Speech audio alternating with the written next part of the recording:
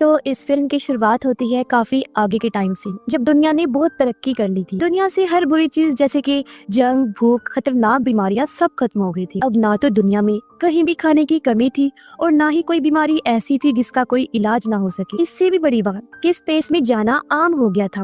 हर कोई अब आराम से आसमान की सैर को जा सकता था। इसी बीच हम एक स्पेसशिप में कहानी की मेन कैरेक्टर मैक्स को देखते हैं। मैक्स को भी घूमने का बहुत शौक था, इसलिए वो अपने खास स्पेसशिप से गैलेक्सी में घूमने निकला हुआ था। उसे हर प्लेनेट पर जाने, वहाँ के रहन सहन के बारे में जानने का बहुत शौक था। हालांकि उसकी फैमिली हमेशा उसे कहती थी कि बस वापिस आ जाओ और अपनी पढ़ाई पर ध्यान दो, लेकिन क्योंकि उसे पढ़ाई का शौक तो था नहीं, इसलिए वो अपनी फैमिली की बातों पर ध्यान नहीं दिया करता था। इसी बीच अचानक एक चट्टान का टुकड़ा मैक्स की स्पेसशिप से आकर टकरा जाता है, जिससे वो कंट्रोल से बाहर हो गया। सिस्टम में खराबी होने लगी, लाइट्स खराब हुई, अलार्म बजने लगी। ये देखते हुए मैक्स ने जल्दी जल्दी स्पेसशिप को नीचे उतारना चाहा, लेकिन सिस्टम पूरी तरह खराब हो गया और स्पेसशिप गिरने लगा। देखते ही देखते शिप एक अनजान प्लेनेट के आइलैंड पर तबाह हो गया और फिर स्पेसशिप में धमाका होने से पहले ही मैक्स उसमें से उतर गया और अब वो इस अनजान आइलैंड पर फंस चुका था। यहाँ दूर दूर तक कोई नजर नहीं आ रहा था जो उसकी मदद को आता। ये आइलैंड काफी अजीब था, रेगिस्तान जैसा। ज्यादा अंधेरा तो नहीं था, बस खामोशी थी जो डरा देने वाला माहौल बना रही। खैर, अब मैक्स इस जगह पर घूमने लगता है। जंगल में आकर उसने कुछ बर्तन देखे। आग को कुछ देर पहले ही बुझाया गया था, जिसका मतलब साफ था कि कोई और भी यहाँ पर रह रहा है। और तभी उसे एक क्रिएचर दिखाई दी जो छुप रही थी। मैक्स ने उससे बात करना चाहिए कोशिश की, लेकिन वो डर कर भाग गई। उसे समझ नहीं आ रही थी कि ये कौन सी दुनिया है। फिर अचानक एक जोरदार आवाज आती है, जिसके साथ ही एक सोल्जर उसके सामने आ गया। उसने फौरन ही मैक्स पर गन तान दी और न जाने किस जुबान में उस पर चिल्लाने लगा। अब मैक्स परेशान हो गया, ना वो उसकी बात समझ पा रहा था और ना उसे कुछ समझा पा रहा था। तभी मैक्स ने अपनी बेल्ट पर लगी एक डिवाइस निकाली जो एक तरह का ट्रांसलेटर था, जो किसी भी जुबान को ट्रांसलेट कर सकता था। मैक्स उसे अपने कान में लगा लेता है। सोल्जर को लगा कि ये कोई हथियार है, इसलिए वो मैक्स की बेल्ट पर गोली चला देता है और अगले ही पल उसे गिरफ्तार करके अपने साथ ले जाता है। वो उसे एक अजीब से शहर में लेकर आया जो लग तो रहा था जमीन जैसा, मगर कुछ डरावना भी। यहाँ हर तरफ काले गंदे कपड़े पहने सोल्जर फिर रही थी, जिनके हाथों में गन्स थी और सर पर हेलमेट पहना हुआ था। हर तरफ अजीबोगरीब ड्रोन उड़ रहे। जल्द ही मैक्स को एक लैब में लाया गया जहाँ कुछ साइंटिस्ट थे। वो लोग दरअसल मैक्स को कोई एलियन समझ रहे थे, इसलिए उसके सर पर डिवाइस वाला एक हेलमेट लगा देते, क्योंकि वो इस डिवाइस के जरिए मैक्स के ख्यालों को पढ़ के उसका हर एक राज जानना चाहती थी। लेकिन जल्द ही उन लोगों को लगने लगा कि ये कोई एलियन नहीं है, बल्कि एक पागल इंसान है। इसीलिए उसे पागल खाने भेजने का फैसला किया जाता है। ये काम एक सीनियर सोल्जर के जिम्मे लगाया गया, जिसका नाम गाय था। अचानक सभी लोग जोर जोर से गीत गाने लगे, जो उनके मुल्क और गवर्नमेंट के उनके दिल में प्यार का गीत था। उन्हें देखने से ऐसा लग रहा था वो जैसे किसी के कंट्रोल में हो और इस गीत के अलावा इनके दिमाग में और कुछ ना हो। ये सब चीजें मैक्स को काफी अजीब और फनी भी लग रही थी। साथ ही उसे शक भी हो रहा था। पर अचानक एक सोल्जर जमीन पर गिर पड़ा, बुरी तरह उसे दौरे पड़ने लगे। इसलिए अथॉरिटी वाले उसे उठाकर ले जाते हैं, जो देखकर मैक्स का शक और बढ़ जाता है। अब मैक्स को जब पागल खाने ले जाया जा रहा था तो वो वहाँ के बुरे हालात देख रहा था कि सब कितना खराब है। सड़कें, बिल्डिंग्स टूटी हुई हैं और हर 2-3 किलोमीटर के फासले पर अजीब तरह के टावर्स हैं। इस बारे में वो गाय से पूछता है कि ये टावर किस लिए हैं। तब गाय कहता है कि वो क्या है ना, आजकल बागियों की तादाद काफी बढ़ गई है, वो यहाँ आते रहते हैं,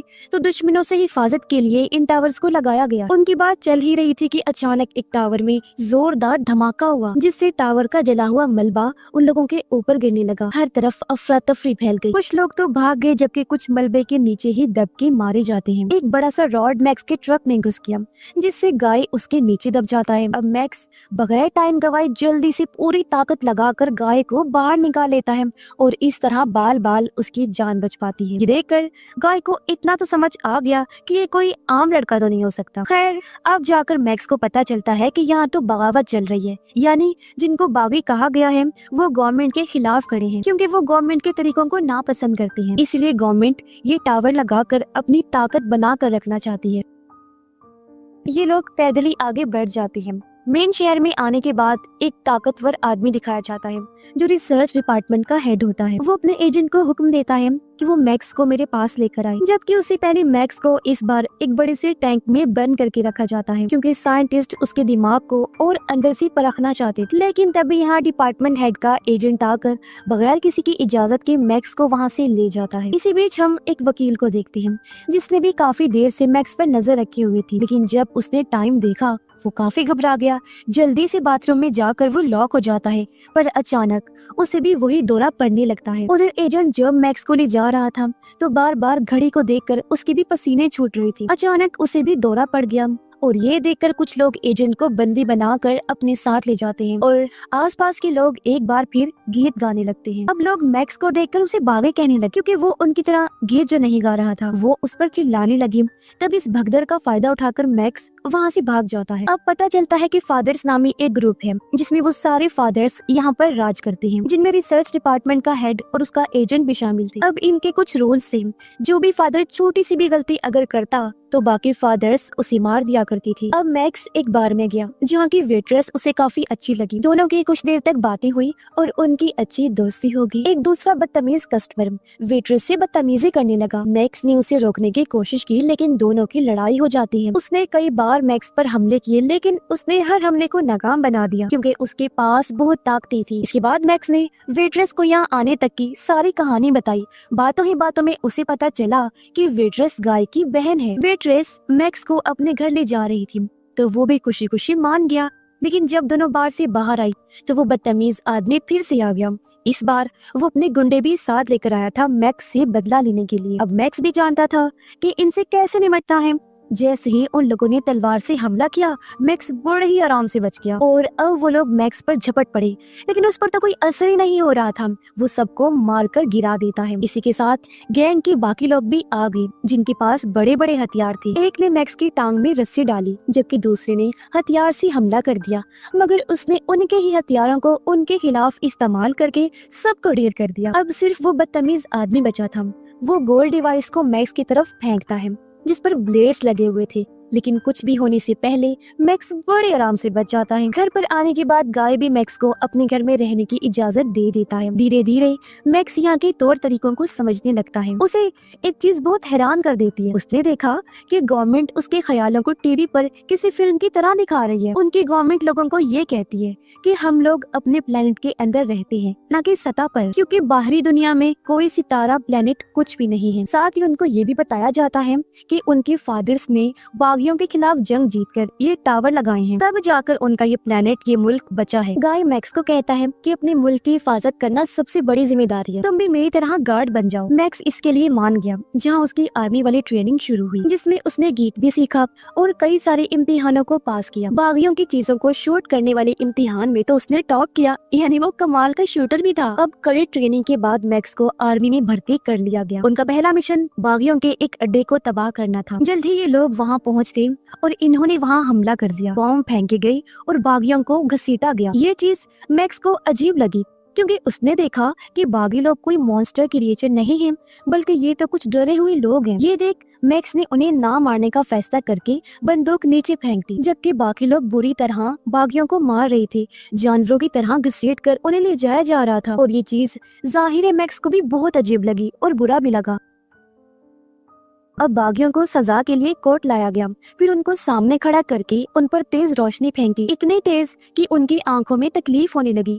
बहुत सारे बागी चिल्लाए कि प्लीज हमें छोड़ दो, हमने तो कुछ भी नहीं किया, जबकि बहुत सारे लोग फादर्स को बुरा भला कह रहे थे। और अब जो लोग रो रहे थे उन्हें मजदूर बनाकर भेज दिया गया, जबकि शोर मचाने वालों को मार डाला गया। अब एक बागी जिसकी बाजू मशीन की थी उसे लाया गया। फादर्स ने उसे गैस से भरे सूट में बांध दिया, जिससे धीरे धीरे उसका जिस्म जलने लगा और तड़पते हुए उस बेचारे की मौत हो गई। ये देख मैक्स को काफी बुरा लगा। उसे गुस्सा भी आ रहा था, लेकिन गुस्सा दबाते हुए चुपचाप वो वहाँ खड़ा रहता है। घर आने के बाद मैक्स ने गाय को कहा कि ये बहुत गलत हो रहा है। गाय ने उसे कहा कि ये ठीक है और हम यही तरीका अपनाते हैं, क्योंकि हर कोई अब मैक्स को जानता था, इसलिए एजेंट उसे पकड़ने के लिए आ गया। पर उससे पहले फादर्स का हेड मैक्स की वफादारी का टेस्ट लेना चाहता था, इसीलिए वो मैक्स को जंगल में ले गया और उसके सामने दो बागियों को खड़ा करके कहा कि इन्हें उड़ा दो। मैक्स कहता है कि मैं इन्हें सबके सामने नहीं, अकेले में मारूंगा। पर कुछ दूर ले जाकर वो उन दोनों को छोड़ देता है। वापिस आकर उसने फादर्स के हेड को कहा कि मैं आर्मी छोड़ना चाहता हूँ। ये सुन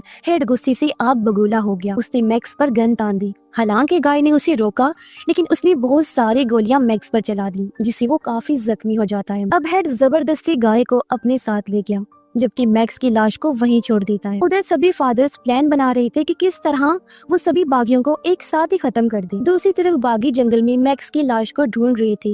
लाश उनको मिल तो गई, लेकिन जब उसे हिलता हुआ देखा तो सभी काफी चौंक जाते हैं, क्योंकि जी हाँ, मैक्स अभी भी जिंदा था और उसके सारे जख्म बहुत जल्दी भर गए थे। अब सारे बागी मैक्स को सच्चाई बताने लगे। कहते हैं कि ये टावर प्लेनेट की हिफाजत के लिए नहीं लगाए गए हैं, बल्कि इन टावर्स में से ऐसे सिग्नल्स निकलते हैं जो इंसानों के दिमाग के साथ छेड़छाड़ करते हैं। इसीलिए तो अचानक दिन में 2 बार लोगों को कुछ होने लगता है और वो अपने प्लेनेट के मुल्क के प्यार में गीत गाने लगते हैं। मगर कुछ लोग ऐसे भी हैं जिन पर इन सिग्नल्स का असर नहीं होता, बल्कि उनको तो दौरे पड़ने लगते हैं, जैसा कि हम पहले भी देख चुके हैं। ऐसे लोगों को गवर्नमेंट बागी का नाम दे देती है ताकि उन्हें मार दिया जाए। ये सुनकर मैक्स समझ गया कि ये सिस्टम तो बहुत बुरा है। तभी एक बार फिर टावर में से सिग्नल आने लगी। बाकी लोग मुंह में लकड़ी रख के बैठ गए ताकि दौरे के दौरान उनकी जुबान दांतों में ना आ जाए। उधर वकील भी यही कर रहा था, और क्योंकि सिग्नल्स का असर मैक्स पर तो होता नहीं, इसलिए वो बाकियों की मदद करने लगा। जल्दी वो बागियों के साथ मिल गया और उन्होंने फैसला किया कि वो टावर को उड़ा देंगे। इसलिए वो चुपके से टावर की एक एरिया में घुस गए। बागियों ने जैसे गोलीबारी की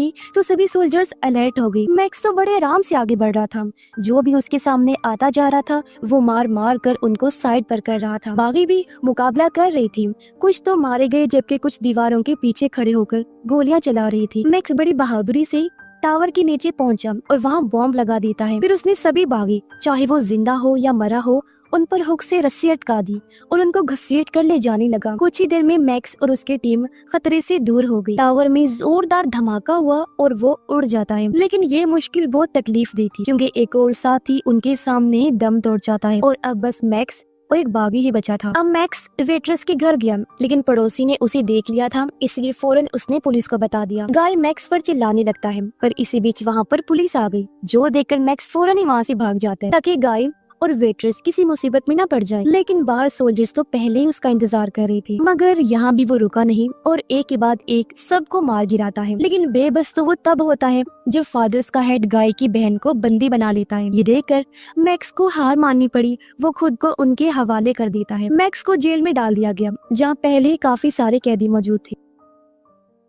उधर वकील मैक्स के बारे में जानकारी इकट्ठा कर रहा था। उसे पता चला कि मैक्स पर टावर में से आने वाले सिग्नल्स का कोई असर नहीं होता। ये जानकर उसे बहुत हैरानी हुई और वो मैक्स को अगवा करने का प्लान बनाता है। उधर मैक्स और बाकी कैदियों को जंगल में भेजा गया ताकि वो बचे हुए हथियारों को इकट्ठा कर सके। जब वो ये कर रही थी तो अचानक कुछ रोबोट्स अपने आप ही एक्टिवेट होकर गोलियां चलाने लगी। सब लोग चुपचाप नीचे लेट गए। उन्होंने भी जवाबी वार किया और सभी रोबोट्स को उड़ा दिया। मैक्स एक सोल्जर को बताता है कि जब मैं यहाँ आया था तो मैंने एक क्रिएचर को देखा। तब सोल्जर उसे बताता है कि वो कोई क्रिएचर नहीं बल्कि बदले हुए इंसान है, जो बहुत ही खतरनाक होते हैं। उनको देखते ही फौरन मार देना चाहिए। अब अचानक वो सोल्जर गड्ढे में गिर गया। तब उसे बचाने के लिए मैक्स भी कूद पड़ता है।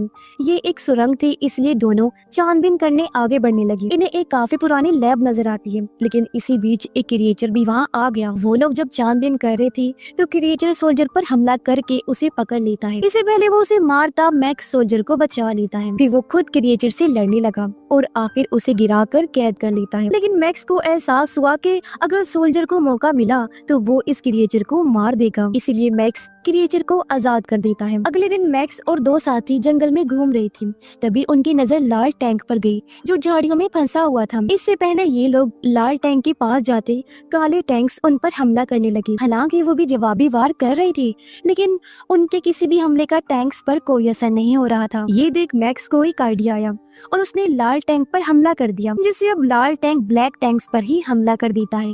एक एक करके उसने सारे ब्लैक टैंक्स उड़ा दिए। अब मैक्स जल्दी से लाल टैंक के अंदर घुस गया। फिर उसने सारी तारों को काटकर टैंक को डीएक्टिवेट कर दिया। अब मैक्स वहाँ से भागने का प्लान बना चुका था, लेकिन कोई और उसके साथ जाना नहीं चाहता था, क्योंकि उन्हें लग रहा था कि ये इतना आसान नहीं होगा, ये किसी खतरे से खाली नहीं है। इसीलिए मैक्स अकेला ही टैंक लेकर चल पड़ा। हालांकि रास्ते में बिछाए गए बहुत सारे बॉम्ब्स ने टैंक पर हमला किया, लेकिन उसे कुछ भी नहीं हुआ। उधर वकील को जब पता चला कि मैक्स जेल से भाग गया है तो गुस्से में आकर उसने अपने ऑफिस की सारी चीजों को तोड़ फोड़ कर दिया। थोड़ा दूर आने पर मैक्स को कुछ फौजी मिली जो सभी गाड़ियों को चेक कर रही थी। जैसे ही एक फौजी ऊपर आया, मैक्स खुश हो गया, क्योंकि वो और कोई नहीं बल्कि गाय था। उसे देखते ही मैक्स अंदर खींच लेता है और बस फिर क्या था, वो बिना रुके गेट तोड़कर वहाँ से भाग जाता है। हालांकि फौजियों ने बहुत गोलियां चलाई, लेकिन कोई असर नहीं हुआ। अब गाय काफी चौंक गया। वो हैरान होते हुए मैक्स से पूछता है कि भाई मुझे क्यों अंदर खींचा और कहाँ लेकर जा रहे हो। इस पर मैक्स कहता है, रिलैक्स हो जाओ मेरे दोस्त, मैं तुम्हें एक नई जिंदगी दिखाने ले जा रहा हूँ जो यहाँ से बहुत बेहतर होगी। ये बात सुनकर दोनों काफी खुशी से आगे बढ़े और इसी के साथ इस फिल्म की कहानी यहीं पर खत्म हो जाती है।